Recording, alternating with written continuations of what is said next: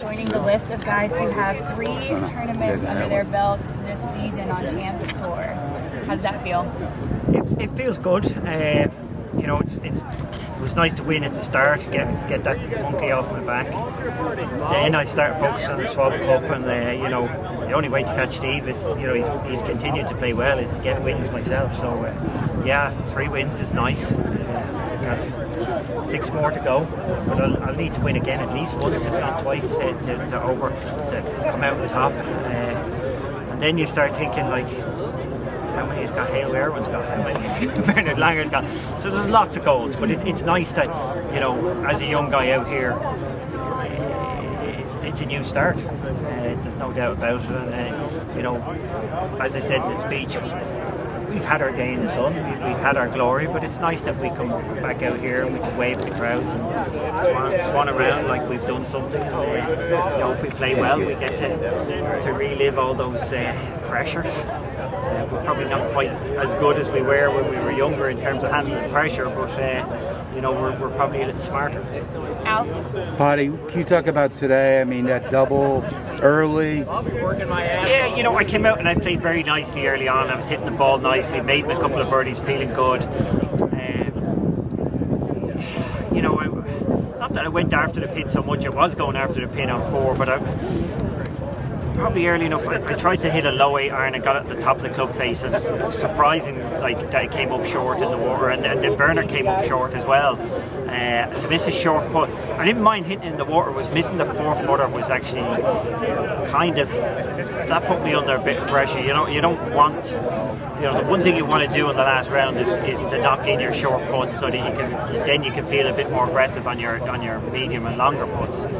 So missing that putt was definitely a bit of a blow, but you know, I think I hit 4 wedges very tight today, and I also hit the 3 par 5s and par 4, so I had 4 eagle putts on top of that. So I made a comfy 8 birdies.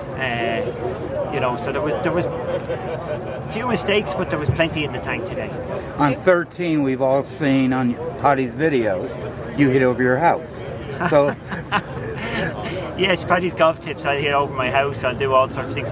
Look, if the grandstand wasn't there, or if the hospitality wasn't there, you wouldn't even be thinking about it. As in, I had enough loft to get over it. I had a clear shot. I'd be thinking about getting up and down.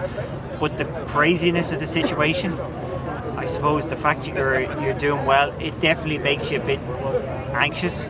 Like, you know, I don't think I've ever stood over a pitch from, you know, 40 yards as it was and thought, don't knife this into the hospitality in front of me. But that crossed my mind.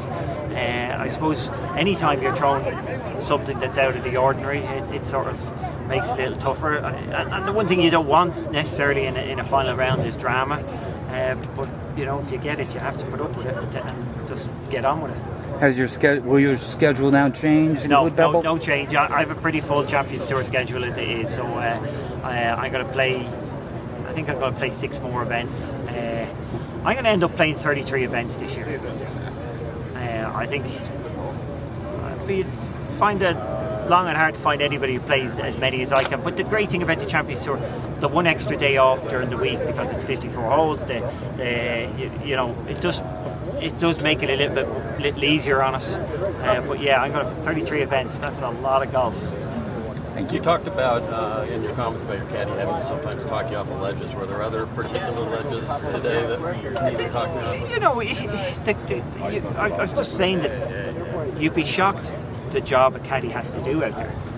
You know, getting a yardage is carrying the bag is the least of his work. He has to give a strong opinion when it's needed about, you know, clubbing and things like that. But mostly he's to act as your psychologist out there. And, you know, he sees when I could be getting angry over a shot that, you know, there's no reason to get angry. It's okay. You know, you can overread into things. You know, when you're under pressure, you're trying to win a tournament, it's very easy, you know, maybe to hit a bad putt, to think that you've never hit a bad putt before. Of course you have. So he has to be there to catch you from, you know, any self-sabotage that you would have, and keep you, not let you get too excited, and make sure you don't get down on yourself. I think that's the biggest key. He is, as much as I work with Bob Rotella, the sports psychologist, and as much as the work I do, he's the one who has to put it into play quite a bit when it comes to on the golf course. Patrick, you talked about this year's schedule being all booked up. It's safe to say now, as a defending champion, that we can lock in St. Louis as a destination for next year? Well, I've really enjoyed the event. I can't see why I wouldn't be back here next year. I thought it's been a great week. I love the golf course. There's no reason why I won't be back here, for sure.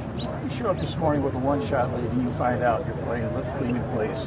Anytime you guys have the ball in your hands, that makes the field really dangerous. How much was that in your thought, that it wasn't just your threesome?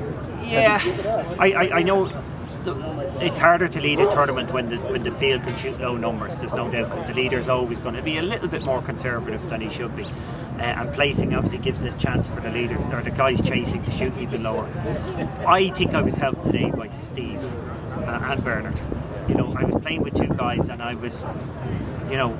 wasn't going out there, even though I had a one-shot lead, I wasn't going out there thinking I was defending a lead. I was going out there going, I've got to play some good golf to stay ahead here.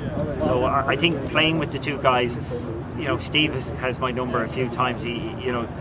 Both his wins, I played with him this year in the final group. So yeah, I felt I had to go out there and play some good golf, and really I knew if I did I wouldn't have to worry about the field. It was definitely Steve and Bernard that were the ones I was very worried about. You mentioned the 14th hole. Can you share how you felt about your shots? I said 13 was an innocuous tee shot, then I got a flyer out of the rough and made bogey, and it's I'm not feeling the best.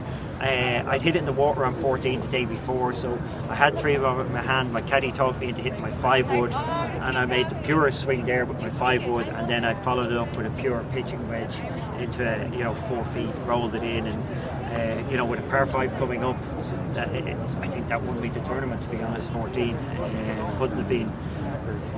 Not just that I made birdie, but the good focus in those swings, the purity of those swings gave me a lot of confidence.